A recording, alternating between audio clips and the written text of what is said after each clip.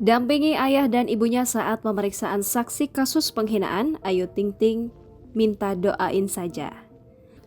Ayu Ting Ting turut menemani kedua orang tuanya sebagai saksi soal kasus dugaan penghinaan oleh pemilik akun Instagram @gundik_empang alias Kartika Darmayanti.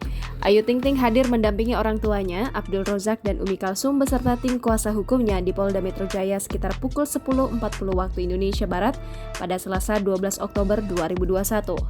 Ayu Ting Ting mengenakan baju hitam lengan panjang dan kacamata hitam.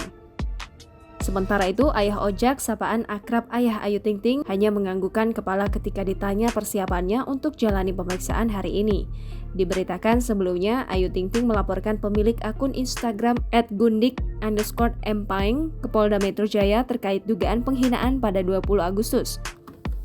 Adapun Ayu sebelum melaporkan, dia sempat mengurai curhatan mengenai akun yang menjelek-jelekan anaknya Bilqis. Ayu mengaku sudah tak tahan melihat putri semata wayangnya itu mendapat ujaran kebencian.